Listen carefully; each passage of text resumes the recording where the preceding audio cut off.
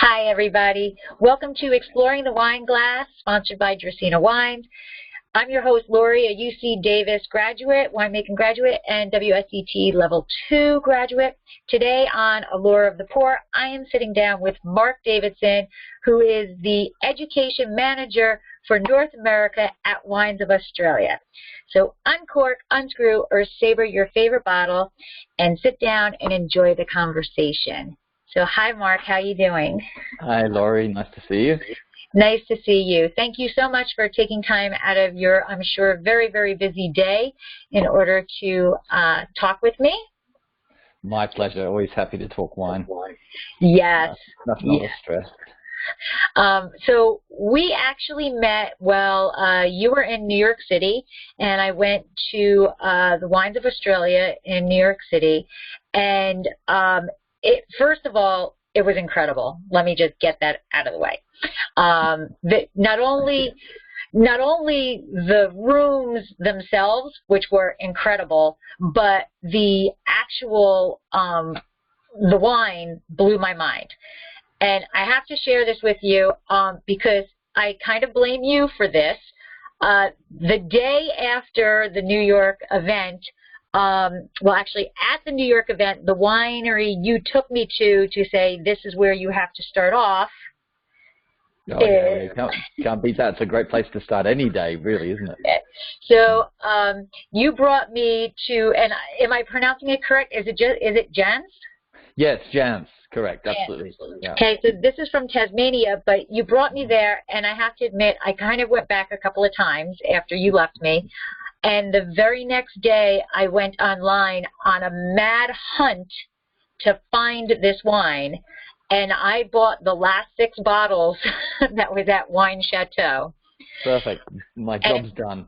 And it might have been the longest week of my life for it to get delivered. It was only 15 miles away from me, but they were like, no, we're going to deliver it. And it took a week for them to deliver it 15 miles. But I'm down. You got it eventually, though. That's awesome. Yes.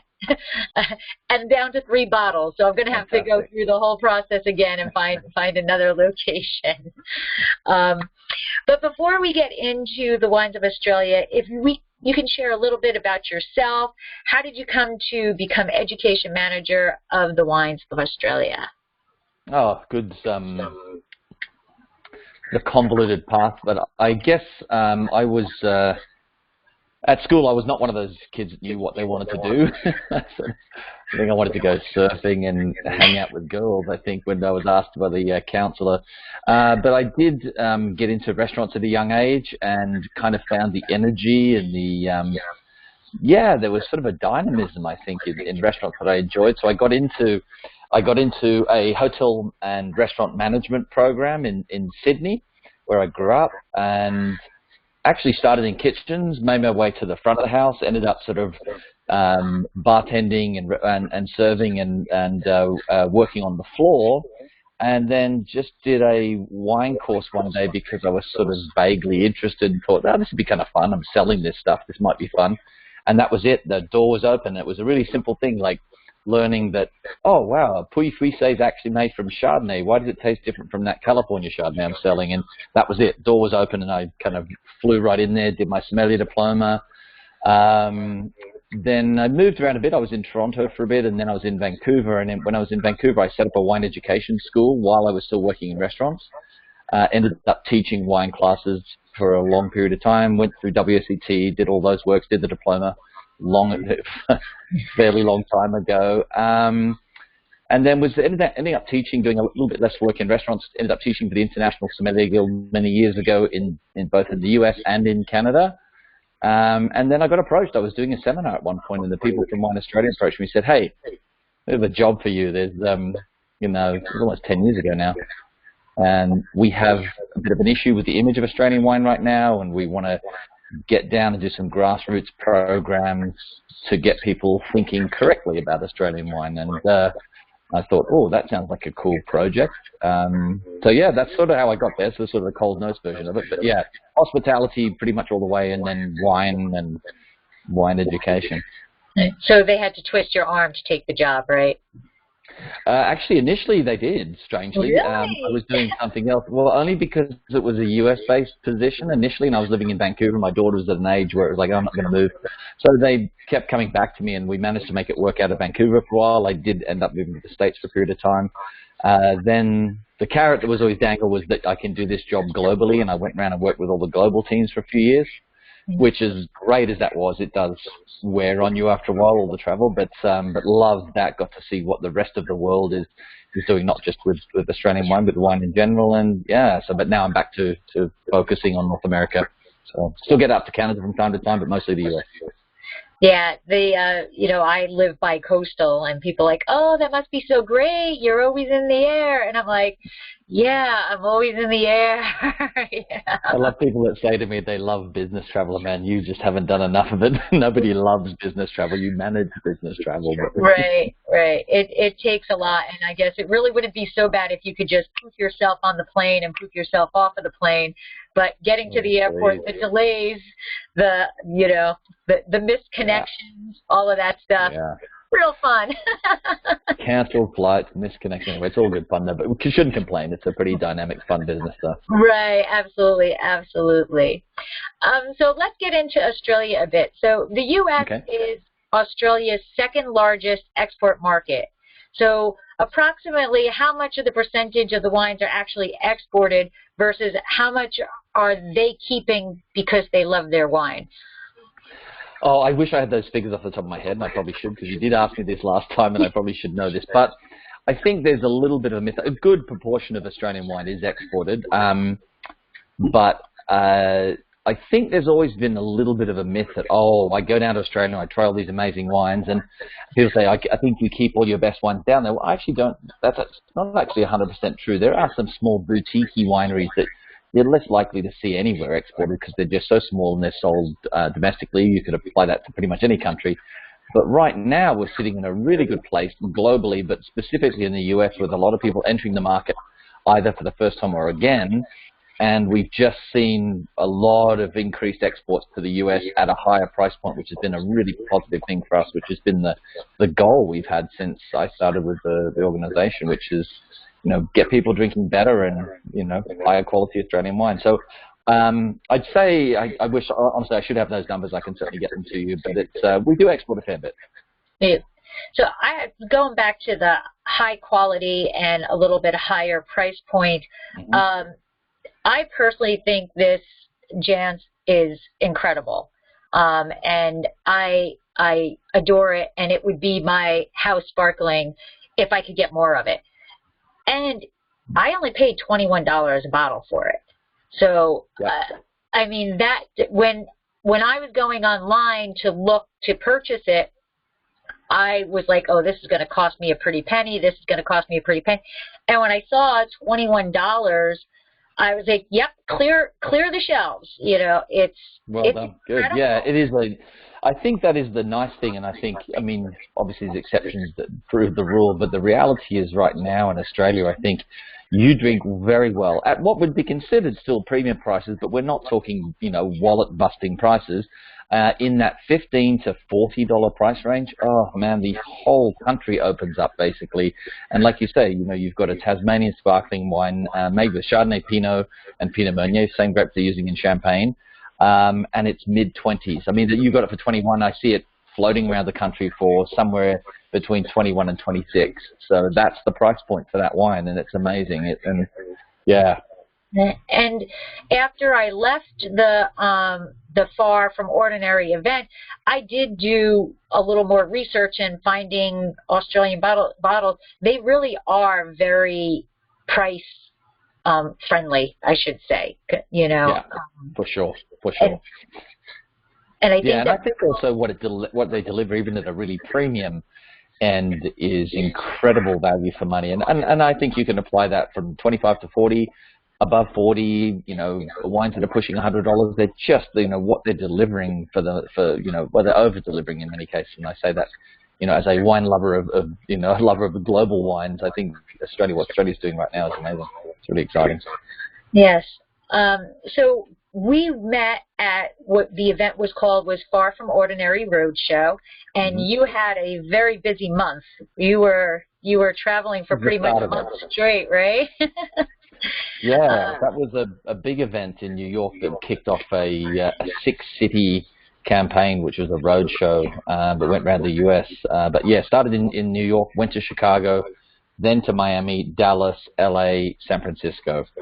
And then there was a big sort of trade-only event that we did in Lake Tahoe, which culminated, sort of tidied up the entire thing. But it was not quite connected to the roadshow, but it was still connected to this sort of campaign of immersion in Australian wine. Oh, Lake Tahoe. Ooh, if you can remember my name for that one next year, that that was awesome. That is awesome. Okay, so the Far From Ordinary Roadshow demonstrated so much of an array of wines, so much that they offer, so much more than just Sauvignon Blanc, and the Australian government has actually now given $50 million into the endeavor of educating the world, I guess, that Australian wines are so much more than the little critter guy that has been around, and really the cheaper, or I don't want to say cheaper, lower tier wines that are out there. So yeah, that's pretty incredible that the government is willing to do that.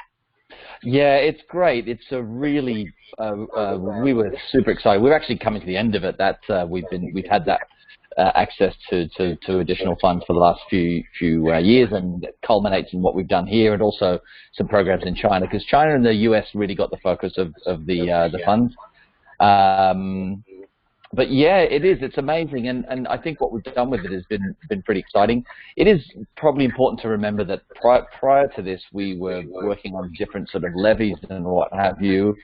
And the reality is that if you compare what government funding we get for wine promotion to compare to Italy, Spain, Portugal, we're not even in the game, even with that additional money.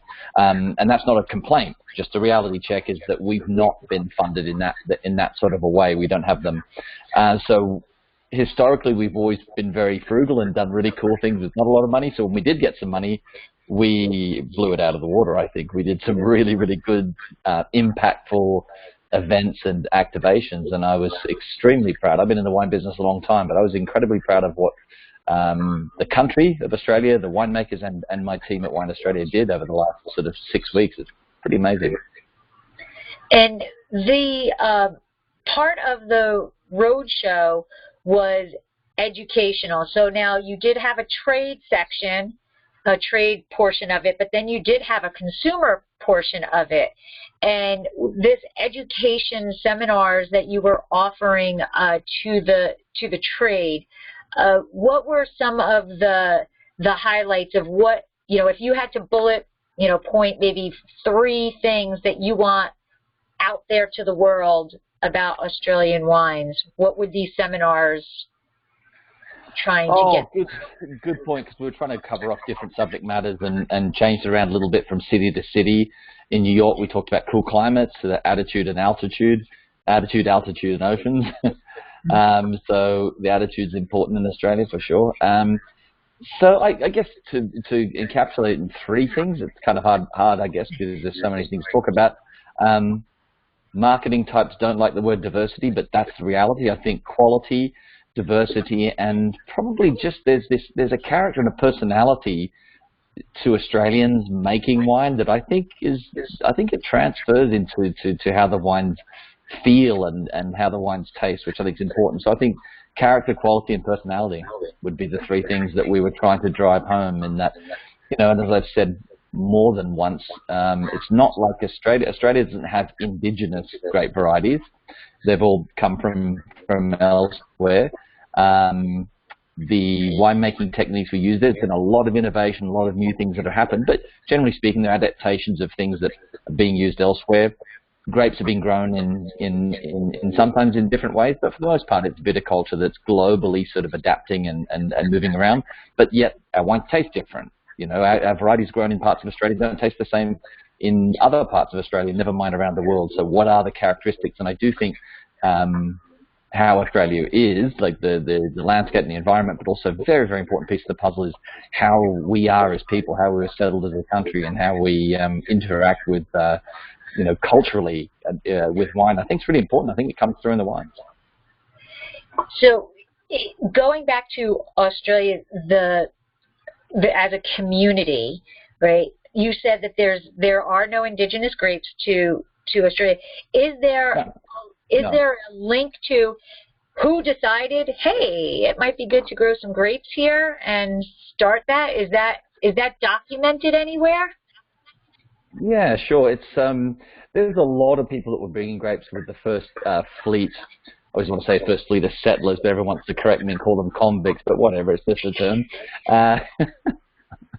But realistically, grapes were brought out with the first fleet of settlers or convicts, but what was probably more impactful were the people who deliberately went about trying to make quality tea wine. There was, Governor Blaxland and various others, but the guy that they pretty much always go back to would be a guy called James Busby, who was a botanist who went over to work on the colonization in the early 1800s, went back in the 1830s, went back to Europe and systematically collected vine cuttings from around Europe, went to France because that was the most famous place at the time in those days, did collect grapes on the way back on South Africa when they were sailing, and all those grapes got back into Australia in about 1832. So the primary big collection of grapevine species came then, and he made duplicate cuttings, and they went up to his farm in the Hunter Valley at that point, what is now Hunter Valley. And then they made their way around to all the colonies as they were expanding. And so what we end up having is this amazing collection of grapevines back from, that are still, some of which are still from that, can trace their origins to the Busby collection in the 1830s. So now we've got this treasure trove of old vines in Australia, which is amazing, because we haven't had phylloxera. So it's amazing. Right, that's a knock on wood, knock on wood.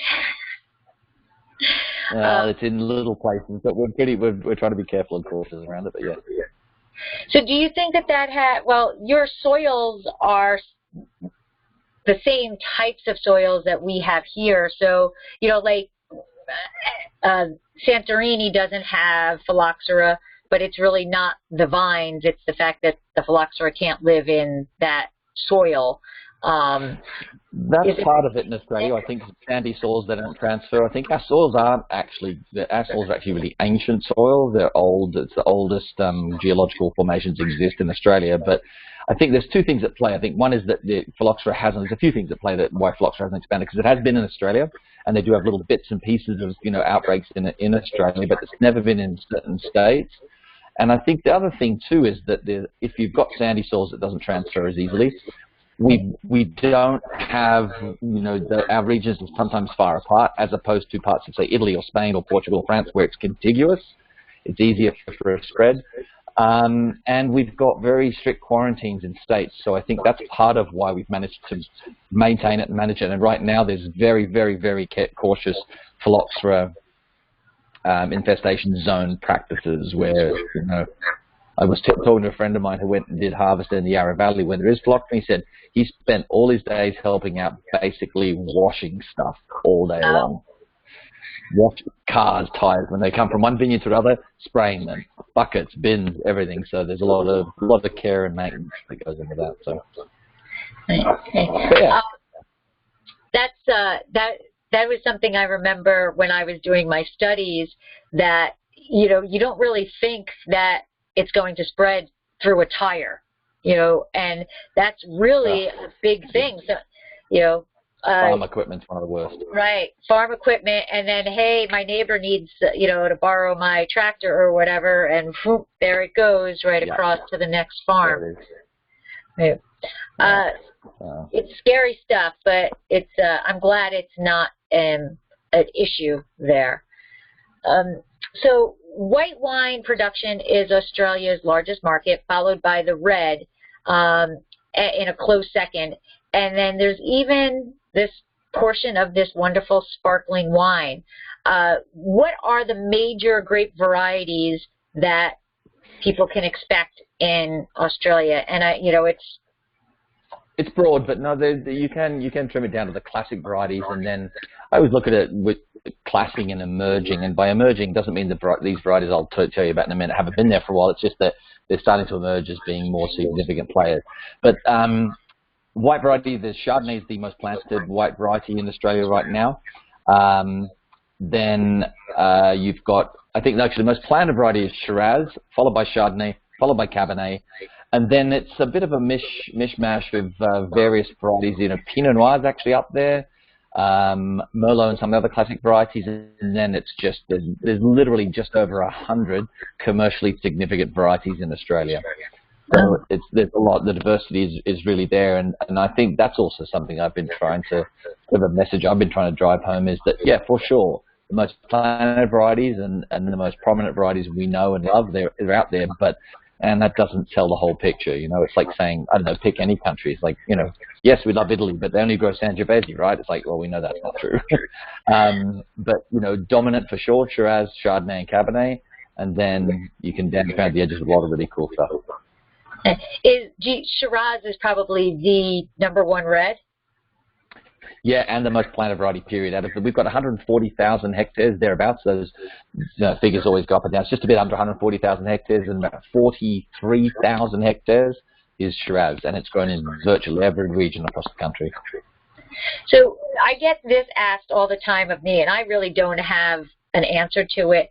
Why do they stick, or I should say, why do we stick, whichever, but why are they sticking to Shiraz versus Syrah? Do you think that poses, when it comes abroad, when it comes domestic to the United States, do you think that adds to some confusion, or are they want to stick to it because it's their heritage? I think actually now we pretty much own the term Shiraz, and it's because it's been there for such a long time that people now, they associate it. And actually not everywhere is calling it Shiraz anymore. There are some places calling it Syrah, and some producers using the term Syrah as a distinguishing point, but I'll come back to that in a minute. But no, I think there's, the origins of that variety are much debated. There was a period of time where they thought that actually the origins were around what was then the Persian town of Shiraz. Therefore, that's actually since been disproven. But the point is, if you look at old documentation in Australia, the old reports of cuttings and what have you, Syrah or Syrah was something that was in there as well, and it sort of got shortened and chopped and changed as language tends to do, especially the English language, which, you know, is arguably the most bastardized language on the planet, with origins in everywhere. We just ended up with Shiraz that has stuck for the most part. But that being said, Yarra Valley is making what many people in Yarra Valley are calling it Syrah. And when quizzed on that, I always thought, well, is this more complicated? And they said, but the biggest problem usually is domestic, in that if people pick up a bottle of Shiraz and they're expecting a richness and ripeness and a certain style that they may be more accustomed to, they may be disappointed in Yarra, because Yarra is more medium weight, cool climate. Shiraz, therefore, is a different expression, and that's why they're typically using the word Syrah. I'm in two minds about when I think about that. I'd like to live in the world of, like, hey, if you want a cool climate Shiraz from Australia, go to Yarra Valley. We're not quite there yet.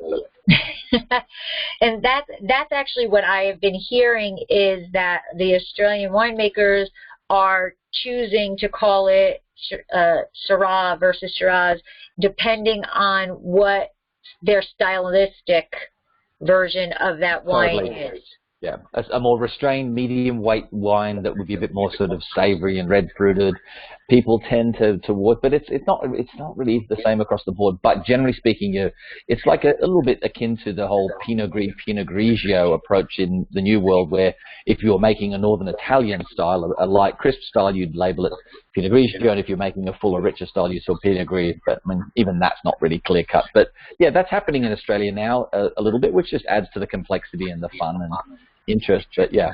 So, but most, I'd say probably even at this point, 9 out of 10 bottles of Shiraz, if not more, of Shiraz, you pick them up and it would say Shiraz on the label rather than Syrah. So. And people in Australia, are they kind of focusing in for consumption? Is there a favorite grape variety for their consumption in terms of sales within the country? I don't have the exact numbers, but I know that for whatever people say about Shiraz and Chardonnay, they're still the most, I would argue they're still the most popular varieties. Same thing with people said anything but Chardonnay in the US, and then you look at the numbers and it was everything but, nothing but Chardonnay was really how it was going. But so I think there's a bit of that going on. But what I will say that is happening in Australia, and I think this is a global shift. I think people are far more apt to experiment and not nearly as varietally or even brand loyal as they used to be. They're just happy to experiment. And what you'll see nowadays in Australia is people trying all sorts of really cool and different things, and very, very happy to do so. Not like I'm sticking to my Shiraz from this particular region. They're happy to experiment and try different things now, and I think that's really cool. And are the winemakers, there's the GSM, but then for here we have GSM, but then people are putting, Petit Verdot, or they're like, they're like mad scientists. Like, let's see, what can we throw in to, make these wines intriguing and interesting and funky? Is that going on in Australia? Oh, it's happening, yeah. All the cool, hip, trendy things you're seeing anywhere else in the world have been happening in Australia along very similar lines. I think there's a few things emerging that I'm seeing, because I think it's really hard to, in the last 10 years and watching Australia evolve, as you do with any country. I've been doing this for a long time, and Burgundy was one of my favorite places, and that's why I got into the business. And while the appellations haven't changed and different things, have remained static, the style of Burgundy has evolved and changed. And, when I was a young sommelier trying to buy basic Bourgogne Rouge, forget it. It was not really drinkable. Now, all of a sudden, basic Bourgogne Rouge. So everything changes and moves. And so I think that's, true of every country. But the one thing, if there is something that I'm seeing, I don't like to pinpoint one thing, but there's a freshness, and you probably saw that when you were tasting through, is that there's just this vibrancy and energy in the wines of, like, whether it doesn't matter what variety or what region, there's sort of an energy and freshness to the wines, which I think is really cool. And when you investigate this, if it's possible to investigate, I'm always kind of curious. You go to Barossa, you go to McLaren Valley. This was pointed out to me in McLaren Valley, a warm climate region, very Mediterranean climate. And a lot of the guys saying, look, we look at our climate, and there's a certain time of year we want richer and full-bodied reds, but for the most part, 8 to 9 months of the year, look at our climate. Look at what we eat. We want vibrance and juicy, fresh.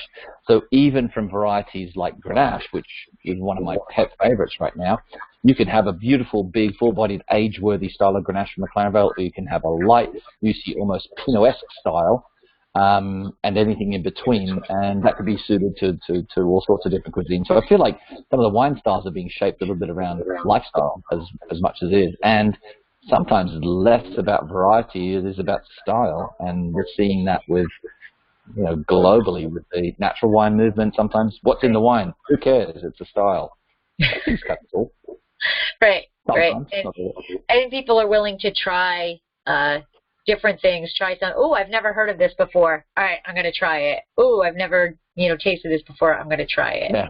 There's a guy who's up in the Adelaide Hills that I love this one because it's a little bit of fun too, because he's taking a bit of a sort of a page, or maybe making some fun with the whole vin de soif in France, which is a drinking wine, and he calls it his vin de sofa, and it's absolutely delicious. And I asked him what it's in it, and he said, "Oh, it doesn't matter, because it's like 15 different varieties. It's a style. There's some Pinot, there's some this, there's some Gewurz, there's a whole bunch of other things. Like, who cares what's in it? It's about what is the one you sit back on the sofa and drink." I thought, oh, that's cool. Vin de soif or vin de sofa? I'll take the vin de sofa, please. There you go. There's a winery in Paso that is very well. I don't know how you can say well known, but if you're in that area, well known for their very risque labels, let's say. Some labels that I don't know how they get past the TTB, and get their cola, but they have a bueno sofa. And it's kind of it's the kitchen sink wine, it's the kitchen sink.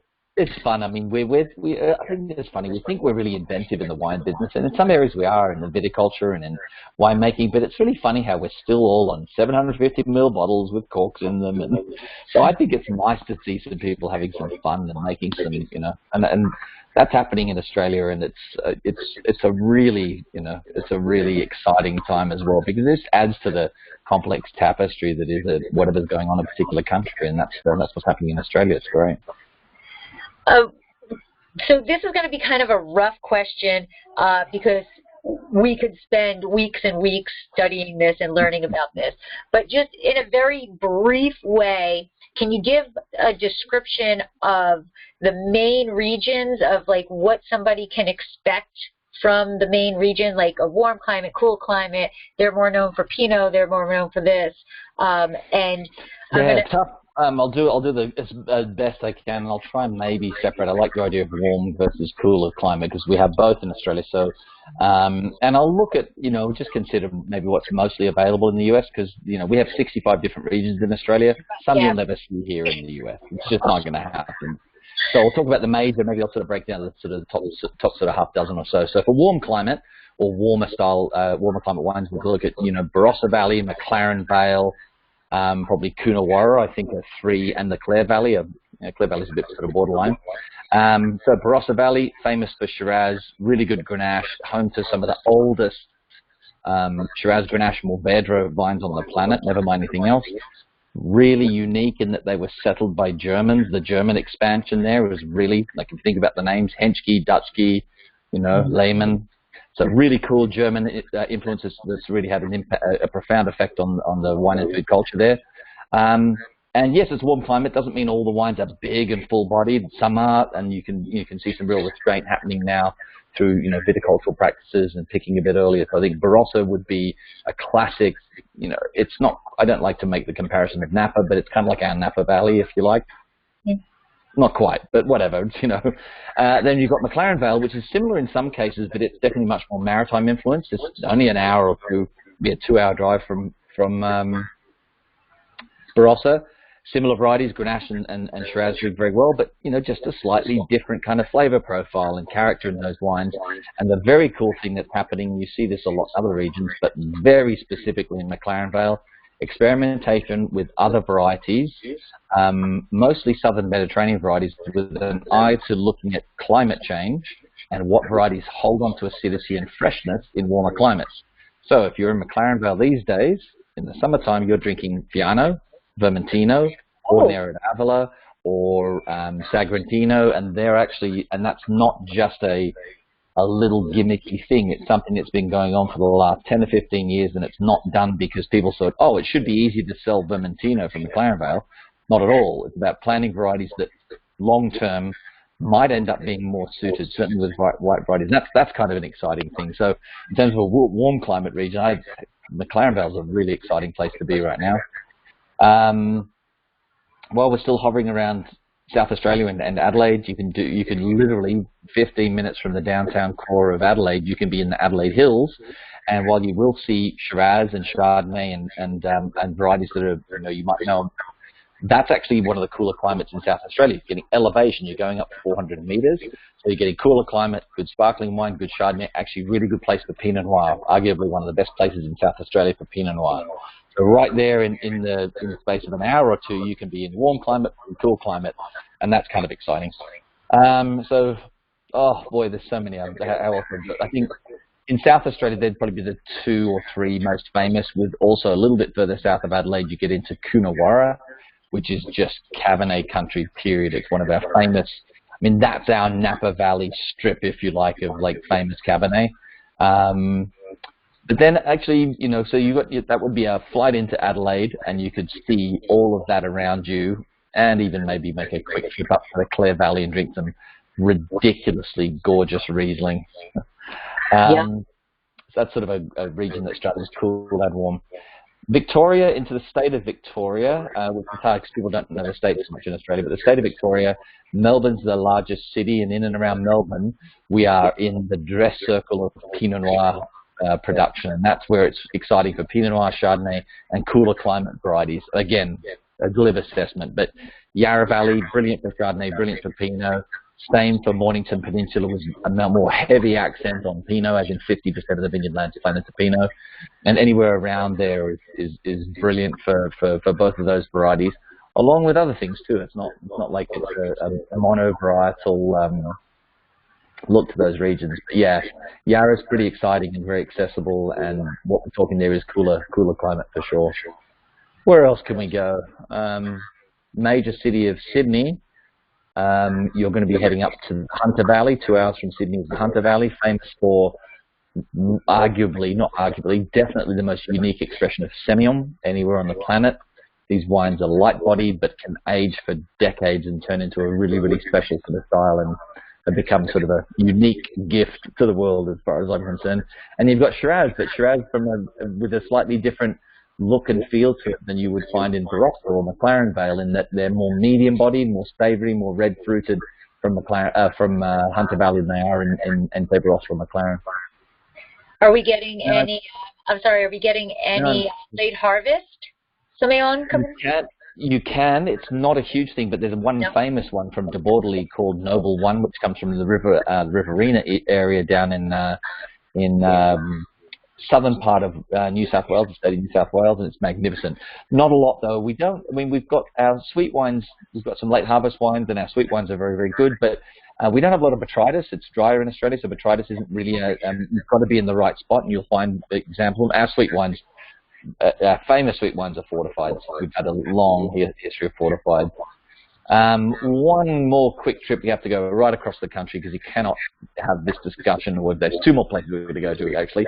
Got to go across to Margaret River, which is in Western Australia, one of the most famous regions for Cabernet in Australia, but also year in, year out for the last 20 years, the most awarded Chardonnays in Australia has come out of Margaret River. So brilliant place for Chardonnay and Cabernet. And then there's Tasmania, and there's just something about Tasmania that is captivating in general. Captivating to North Americans especially. I think it's the Bugs Bunny cartoon, not 100% sure.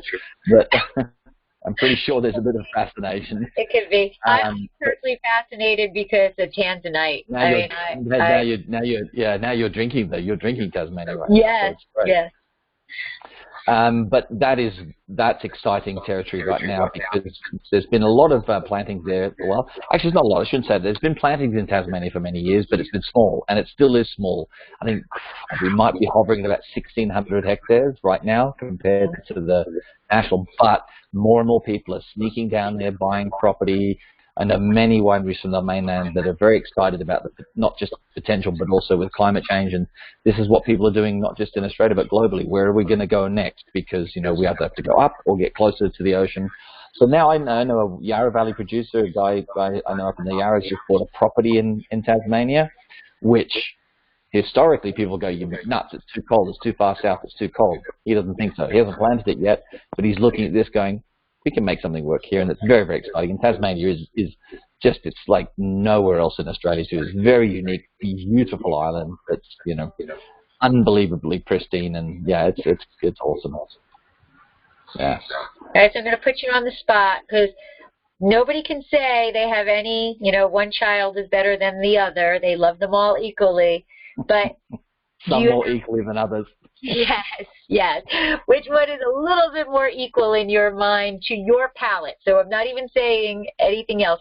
To your palate, which is a little bit higher. Oh man, in my job with Wine Australia, I love all regions equally and all wineries the same. No, obviously we have our things we're excited about. I couldn't just put it down to one thing, but I do think there's a couple of categories potentially that might be exciting, and I think as mentioned, Grenache, I think what we are doing with Grenache right now, I just did a presentation in Montreal at COM 360, and everyone was like, wow, that's amazing. And it's been something happening for the last 10 years, which is this full show of what Barossa and McLaren Vale can now do with Grenache. Is a really exciting proposition, largely because I think, especially we've been in the business for a while, and you go, oh, I know what Grenache is.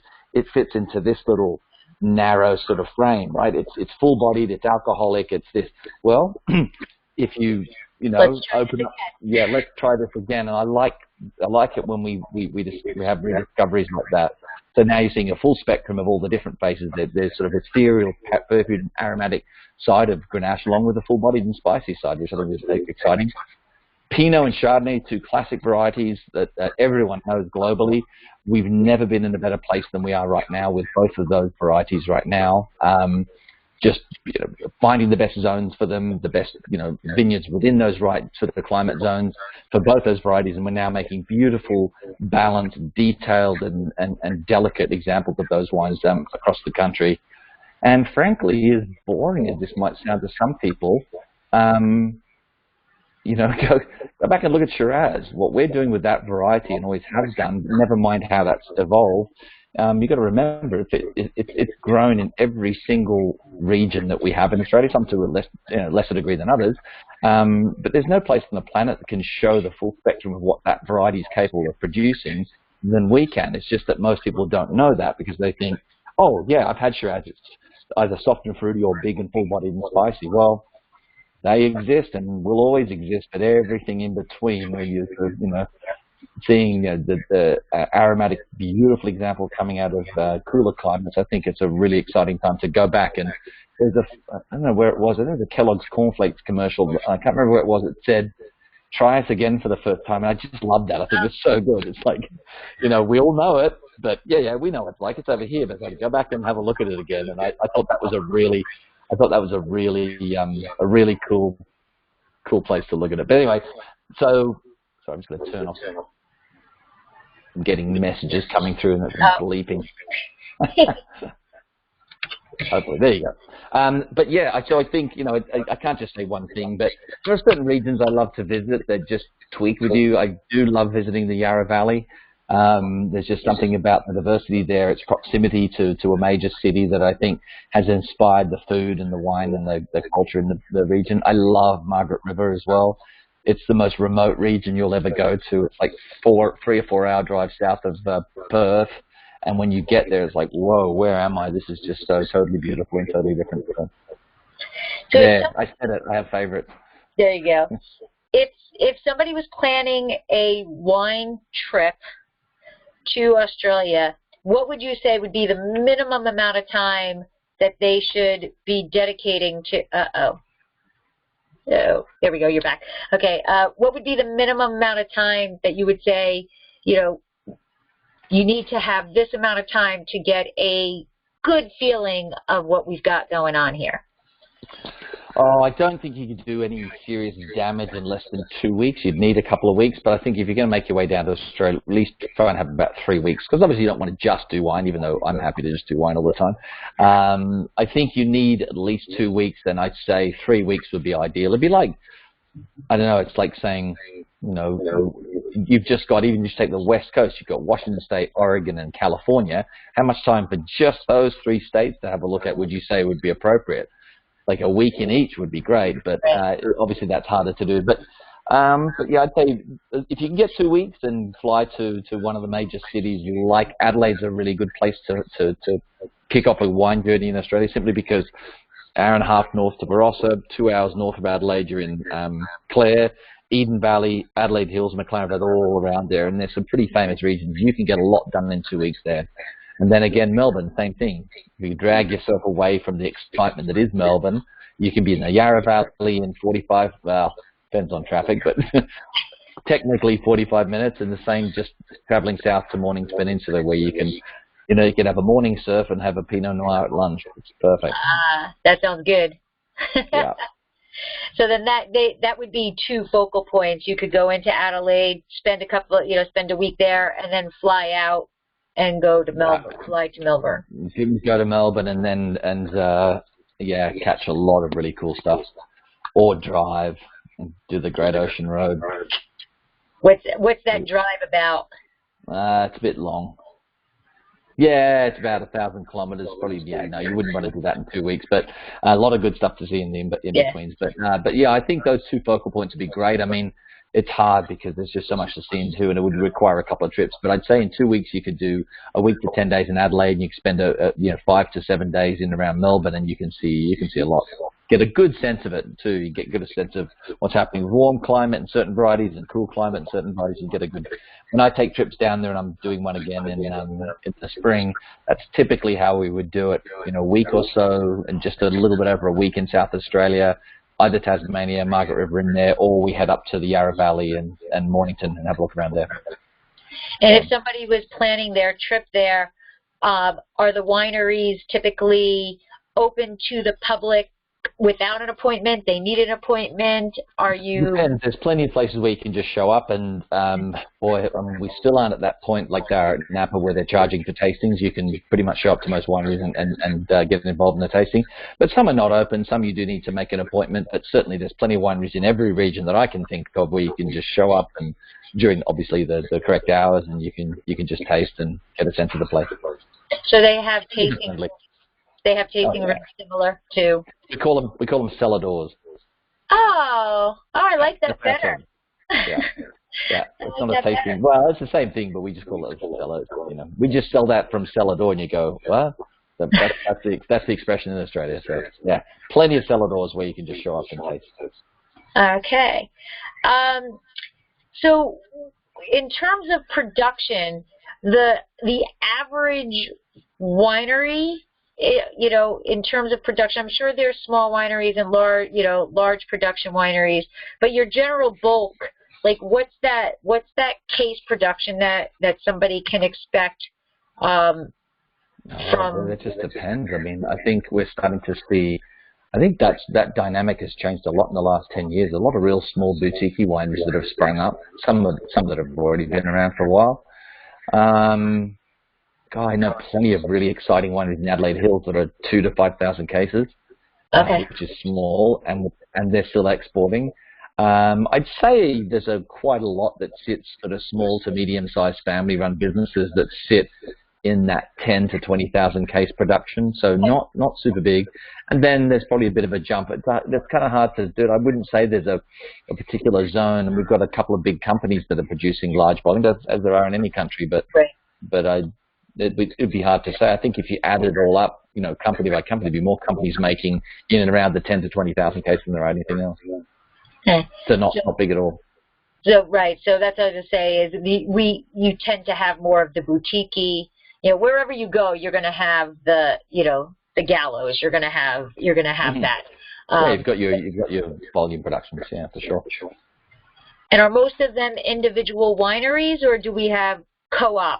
Do we have, there's not so much. It's not the same in the sense that we don't have. We've got 140,000 hectares of vines, and I try and put that into perspective. Whilst Australia's known for some large brands like Yellowtail and some other big production wines, the reality is the area under vine is just a little bit less than Bordeaux and Burgundy combined. So it's not as big as people think. So the reality is it's not like we have these vast tracts of vineyard lands that require, and with small farmers requiring a co-op to produce. That's why a lot of the good co-ops in Europe have worked that way, is that the producers have been grape growers their entire lives, and they just go to a co-op. We don't have that quite so much in Australia. So it's either grape growers selling to other wineries, and more sometimes there's grape growers, and someone that's been making Oliver's Taranga. They've been 6th generation grape growers, but for the last generation they're grape growers and winemakers. They started their own winery. So that tends to be a path that they would follow. So I think for the most part, you're not seeing co-ops in Australia. You've got some larger companies that are obviously either owning vineyards and buying from them, or you've got small to medium-sized family-run businesses. Okay. Now, what about the trendy stuff? The organic wines, the natural wines, biodynamics. Is Australia diving into this? Yeah, and we'll start with the biodynamics and organics. That's something that has been evolving and accelerating over the last 20 years or so. Although I think it's fairly safe to say there's a lot of really good producers. They've always been biodynamic. They just don't talk about it. They just don't feel like that's a marketing advantage to them. They just do it because they should, which you could argue both sides of that argument, I think. But I just think of Jasper Hill, Cullen, Other wineries, well, they've always just done that. It's not something they advertise. They'll talk about it if you ask them. But then even a sort of a larger family-run business, Yalumba, for example, has been organic and certified in some of their vineyards and practicing in some of their top vineyards biodynamics for the last 10 years as well. And they're a slightly larger company, still family-owned, but a larger company. So I think that's something accelerating, and also depends on region as to just how far-reaching that is. Go back to McLaren Vale again, a really great example of a, for want of a better term, green and sustainable region, in that they've got all manner of really good practices in play where pretty much everyone's on board to the very least organics and sometimes biodynamics, but water recycling and stuff that they're using, stuff they're doing in the vineyards that is sustainable. It's a really exciting piece of the puzzle. So without a doubt, something that's accelerating. I don't have percentages and numbers, but it's a very important subject of discussion in Australia. Natural wines, yep, we got it going on. It's happening in different parts of the country. I have to say, I come from a classics background, so natural wine initially for me was a bit of a struggle. That being said, I'm excited about it on one hand, because I think we can easily become grumpy old wine people, and I just think there's something new and something evolving in this space that maybe want to stop and go, okay, what's the excitement here? And old is new again. And, I think what we're seeing with the best natural producers in Australia right now is this sort of a fine-tuning a bit, this recognition that, maybe wine doesn't just quietly make itself in the corner, that a little bit of help along is good, and making excuses for faulty wines is really not the future for natural wine. That's sort of an ethos or a sentiment that I'm getting as I'm sort of spending time with some of the best producers. And most of the guys I know and like and love what they're doing is like, we don't do anything, we don't add anything, nothing. We will minimal, but we'll put a bit of sulfur in it, bottling, and that's it. Simply because, hey, I'm not just selling this out my back door. I'm shipping and trucking this, and I feel like there's a duty of care to my customer. And I'm seeing that as a bit of an evolution. I think we're seeing that everywhere, to be honest. And I think I love the concept of natural wines. It's made us stop and think about our perceptions. You've done study programs, the whole idea about color and clarity and texture. And it's like, whoa.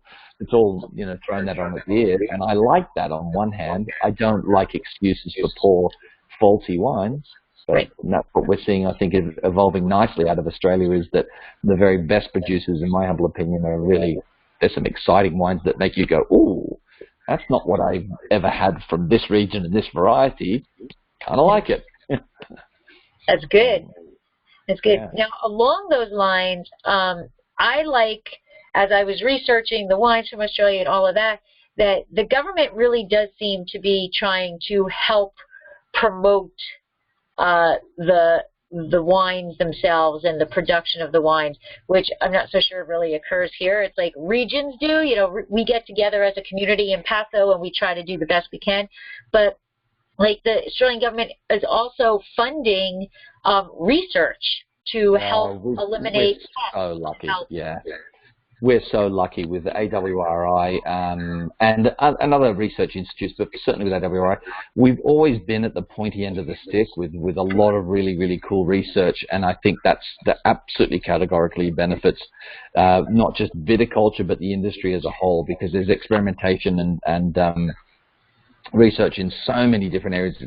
Just go to the website, Australian Wine Research Institute, and just look at current projects, and it's just, and quite often when I have a group of SOMs down there, if we're in Adelaide for any length of time, we've got time there, I'll do a 2 or 3 hour session just touring around and sit down and talk about, okay, what's going on with, I don't know, smoke tank technology, or what's going on with pests, what are the most, significant pests that you're dealing with right now, and how are you combating them. It's amazing. We're very lucky, and that's honestly a lot of funding goes towards that for researchers, as it rightly should. So. That's wonderful. What do you think is Australian wine's biggest challenge today? Oh, that's a good question. I think it's a challenge generally globally, in that I think one of the lovely things as a wine drinker these days is that there's never been a better time to drink wine. And I say that simply because when I got excited about wine, there were a whole bunch of countries and or regions that were irrelevant that are no longer irrelevant. And we can just pick off the top. It's like when I was a young som in the 80s, Sicily, it was Corvo Bianco, Corvo Rosso, and a whole bunch of crappy masala. Not anymore. Sicily's about as exciting. Southern Italy, you just get, Greek wine was all about Retsina in those days, and now it couldn't be more exciting. So I think, while that's a wonderful thing for the drinker, I think for any country or any region promoting wines, and I know you're involved in Paso, it's a crowded marketplace. That makes it, I think that, so if there's a challenge, it's like, well, there's a lot of good wine from everywhere now, and that's a brilliant thing on one hand and hard. I think one of the challenges that and I know this will change, it's just a matter of time. I still think there's a little bit of price point sensitivity when it comes to Australian wines, that people are happy to spend a certain amount, slowly but surely creeping up. And I got this a lot in the last sort of tour. I was in Canada this week, and I was in Montreal last week, rather, and in Toronto.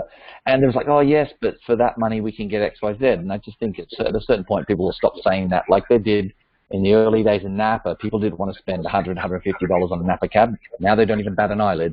So it's just a question of building confidence and having, anecdotally, I told an interesting story about a sommelier who's got a wine bar, a master sommelier, he's a lovely guy in Florida, and he's selling an old vine Grenache that's $90 a bottle, and he's like, I need as many cases as I can get. My customers love it. So get it in the glass, get it in people's mouths, they'll buy it. Right, absolutely. So I think price point sensitivity, I'd say price point sensitivity a little bit until people feel confident, and then more in a big thing. It's like, hey, it's a busy marketplace. We're all looking for people to pay attention to what we're doing, and luckily for the consumers a lot, but not for us. It makes it much harder for us to find our little place. But we're finding it, as every country does. And I think that is a big issue. Is people are not willing to spend that extra $5, $10 on something that they're not familiar with, where once they get it in a glass, they'll happily buy cases of it. Look at you. If I said to you before you tried that wine and said, hey, you need to drink Tasmanian sparkling wine, you'd go, yeah, sure, whatever, and the way you went off to whatever you're most comfortable with. But you tried it, and you were like, I got to find this, I got to get this, and now you've seen it, tried it. Because, it's like, if you think about it, ultra premium. $21 isn't cheap, but it's not expensive either. But that's not what people are drinking on a daily. You can't get enough of it, and that's awesome. That's just get it into your mouth, and you go, yep, I'll buy that. Where we go. Right. For me, $21 for that is well worth my $21. You go to Starbucks and the people are spending $7 on a drink, right? There you go. That's not nearly as much fun. That is nowhere near what that is. Absolutely. All right. So where can people find out more about the wines of Australia? Social media-wise, or your website, or where can they go to find out more? I think we're really proud of a website that we've just developed. It's taken a long time for the education team to pull this together. It's called www.australianwinediscovered.com. And it's an education resource where you can just look at subjects. It's been broken down into the major subjects that are sort of topical, I guess, is sort of the major varieties, major regions, then topical things, all of which you can pull up a program on Grenache. And you can download the PowerPoint, do what you want with it, and it's kind of yours.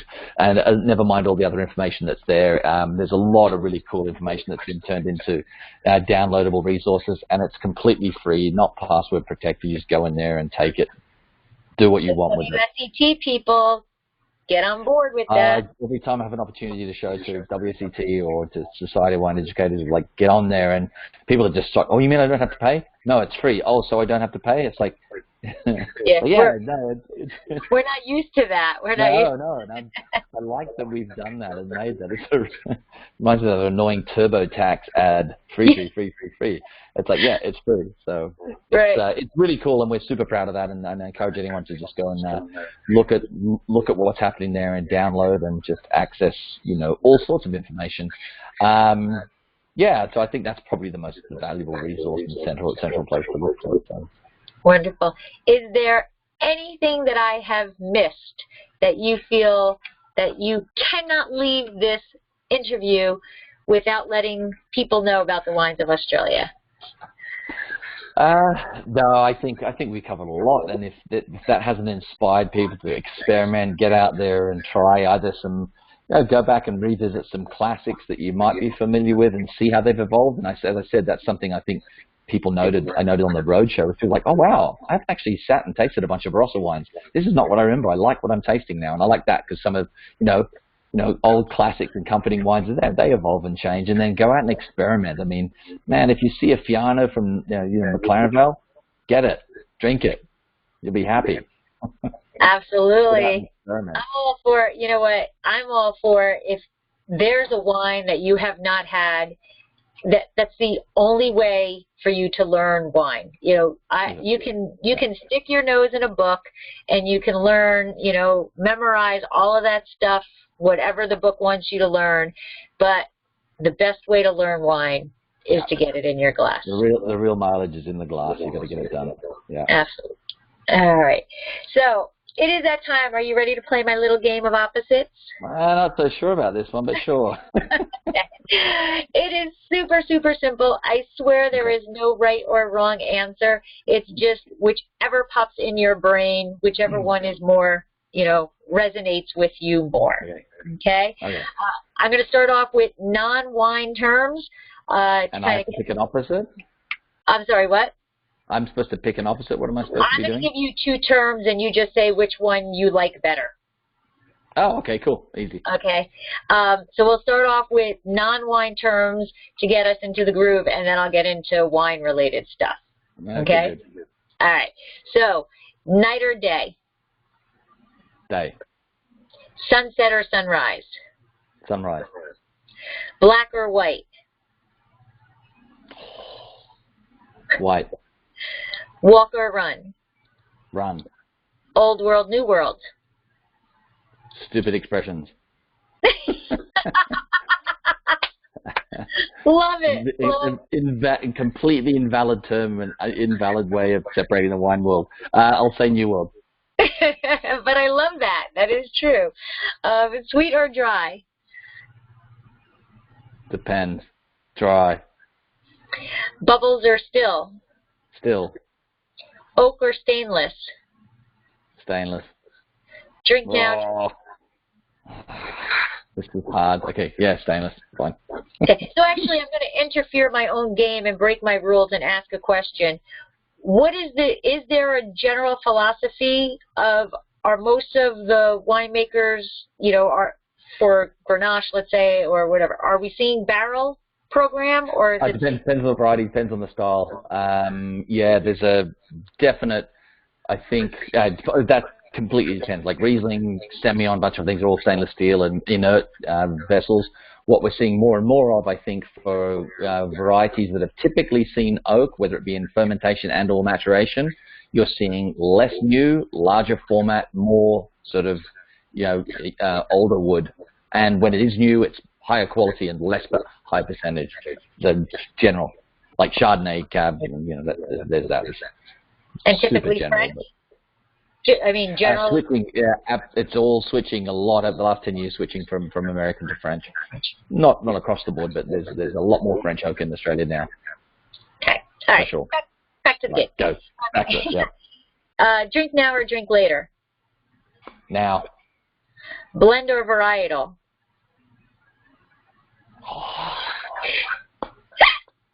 Depends on the blend. Yeah, blend. I'll say blend because that's my mood today. Vintage or non-vintage? Vintage. Cork or screw cap? Screw cap. Napa or Sonoma, or should I say like Barossa or McLaren? I'd say Sonoma. To the first one, I'd say Sonoma. Okay. Commercial or indigenous? Indigenous. I'm presuming you're talking about fermentation. Yes. Yes. Yeah. Bordeaux or Rhone? Oh, damn. Rhone. Warm climate or cool climate? Cool. Awesome. That's it. I'm going to have to add 2 Australian regions in there now, since I've got the Napa, Sonoma, Bordeaux, or Rhone. I'm going to have to add the two Australian regions. But thank you so much for taking your time again. Not at all. I apologize for the technical difficulties the first time. Happy to redo. I'm greatly appreciate it, and honestly, I'm so happy you were able to do it again, because I really was impressed with the wines across the board. There really wasn't a single wine that I tasted that I did not think was a quality wine that night. Good, thank you. So I really wanted to get the information out to people. So thank you very much. And, pleasure. I'll have to come and see you at Paso. It's one of the failings in my wine travel career. I haven't been to Paso, and I've got to get that. I've got to sort that out in short order. Absolutely, absolutely. I will love to show you around. I am like the Paso host, man. People come, they're supposed to come to taste my wine, and after they taste my wine, I start taking them all over the place to all of the different areas. The problem is that every time I've been in that part of the world, I've been surfing just nearby on the coast, and I always say like Cayucos and places like that. I'm like, oh, I should go to Paso. Or I could surf. But it's definitely so many times I've thought it's time to visit Paso. So one of these days, soon, I promise. Yes. Well, please let me know. I would love to show you around. But thank you. And one of these days, I'm going to get to Australia. I need to get rid of my full-time job on top of the winery so that I can have 3 weeks to get there. Yeah. And I have to honestly, everybody says to me, you know, you fly so much, you have so many miles, don't you use your miles to fly back and forth to California? I said, no, my miles are staying in the bank for when I go to Australia, I can fly nicely to Australia. So they're going in the bank. That's not a bad philosophy there. Right. So thank you very much. Have a wonderful evening. I hope you have something great in your glass later tonight. And I will talk to you soon. Thanks, Lori. Nice chatting. See you. Nice chatting. Have a great night. Bye.